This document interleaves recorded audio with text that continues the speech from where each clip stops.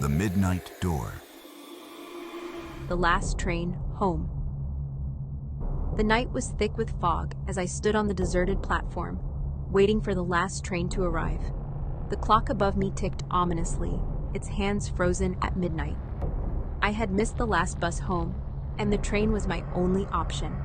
The air was heavy, and an unsettling silence enveloped the station, broken only by the distant sound of a train whistle echoing through the mist. As I peered into the darkness, I felt a shiver run down my spine. The platform was empty, save for a flickering light above me. I checked my watch again. The train was late. I could feel the weight of the night pressing down on me, and I wished I had stayed home. Suddenly, the sound of wheels on tracks broke the silence, and a train emerged from the fog, its headlights cutting through the darkness like a knife. It screeched to a halt in front of me, the doors sliding open with a hiss. I hesitated for a moment, glancing around the empty platform. There was something off about this train, but I was too tired to care. I stepped inside, the interior dimly lit and eerily quiet. The seats were warm, and the air smelled stale, as if no one had traveled this route in years. I took a seat near the window, hoping to catch a glimpse of the passing scenery, but all I could see was the thick fog swallowing everything outside. As the train lurched forward, I felt a strange sensation wash over me, as if I were being pulled into a different realm. The lights flickered, and for a moment, I thought I saw a figure sitting across from me, a woman in a tattered dress, her face obscured by shadows. I blinked, and she was gone. I shook my head, trying to dismiss the unease creeping into my mind. I pulled out my phone to check for a signal, but there was nothing. No bars, no service. Just as I was about to put it away, the lights flickered again, and the woman reappeared, closer this time. Her eyes were hollow, and her lips moved silently, as if trying to speak. "Are you okay?" I asked, my voice barely above a whisper. She didn't respond, but her gaze bore into me, filled with a sorrow that sent chills down my spine. I felt an overwhelming urge to help her, but I didn't know how. The train continued to rumble through the fog, and I could hear the faint sound of whispers echoing in the air.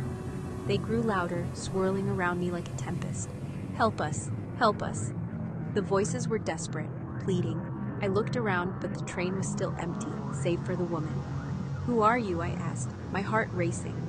The woman's expression shifted, a flicker of recognition crossing her face. She pointed toward the back of the train, and I felt an inexplicable pull to follow her gaze. I stood up, my legs trembling, and made my way down the aisle. The whispers grew louder, more frantic. "Help us! Help us!" I reached the back of the train, where a door stood slightly ajar, revealing a dark compartment beyond. Taking a deep breath, I pushed the door open and stepped inside. The air was thick with an oppressive darkness, and I could barely see.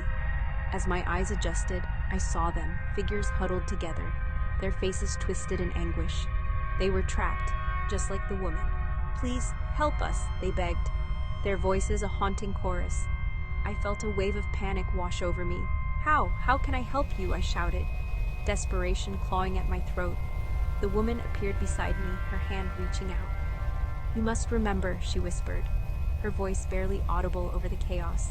"You must remember what happened." Suddenly, flashes of memories flooded my mind. Images of a train crash, screams, and darkness. I realized with horror that I was witnessing the aftermath of a tragedy. A train that had derailed years ago, claiming the lives of those trapped within. "You're all dead," I stammered, the weight of the truth crashing down on me. The figures nodded, their eyes filled with sorrow. "We can't move on. We need someone to remember us." I felt a surge of determination. "I will remember you, I promise." The moment I spoke those words, the train jolted violently and the lights flickered one last time. The figures began to fade, their expressions shifting from despair to relief.